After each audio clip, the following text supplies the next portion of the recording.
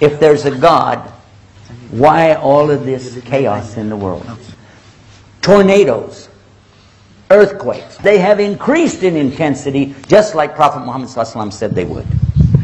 Tremendous number of earthquakes today. Several hundred earthquakes have happened since I've been giving you this speech right now. Along with that, pestilence, violence, wars, occupations, and family abuse. Serious problems. So if there's a God, why is all that stuff happening? It means the person asking the question doesn't even have the basic understanding of what Islam taught. Islam never taught us that this was the Jannah. Huh? What? You thought you were in paradise? Look what Prophet Muhammad, peace be upon him, said. He summed it up with one of the simplest, most beautiful little teachings you could ever imagine. Ad-dunya sijnul mu'min wa jannatul kafir. This material existence that we're in, called hayat dunya, life of this world, is a prison to a true believer. But it's the only paradise to a disbeliever. He narrowed it down to two things: believers and disbelievers.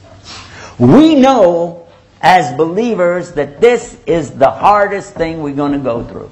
Because when this is over, that's it. It's done. You're not going to be put in any more tests. But you start seeing the results of the tests. You know how that goes. But for the disbeliever, this is their paradise. And that's why they want so desperately to build the big things here. The fancy cars, the beautiful homes, the best of clothes. You know what I'm saying? You know, strut your stuff, baby. Oh, hey, this is what they're looking for. Two people will be brought on the day of judgment. One of them, he had everything he asked for in this life. Even to the extent when he was dying, he wanted a feast set before him, and he got it. The other person, he didn't get anything he asked for. Even to the extent when he was about to die, all he asked for was just a drink of water. And he didn't even get that. Now on the day of judgment, the one who had everything, he would be pushed into the hellfire.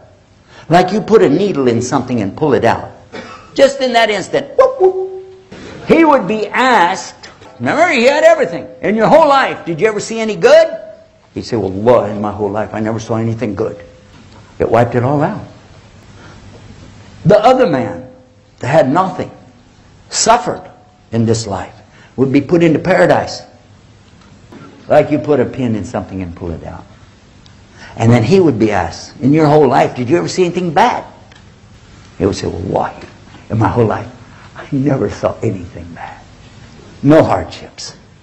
So why this guy who had everything has to go to hell, and why the other guy goes to paradise? Nobody is perfectly good, and nobody's perfectly bad.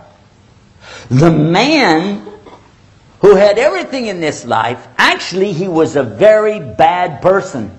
Allah hated him. So we don't have that concept, by the way. God is love and He loves everything and everybody, no matter how bad they are. No, no, no, no. We know that God is the loving, al-wadud, and ready to love anything and everything that's good, but He's also capable of washadid al-iqab, dealing it out heavy duty, and you don't want to know about that. So this man who Allah hated, who had done so many monstrously bad things to people, yet he did some good deeds. So Allah paid him in this life for his good deeds. So he would not even smell the paradise. That he could be thrown directly right straight into hell.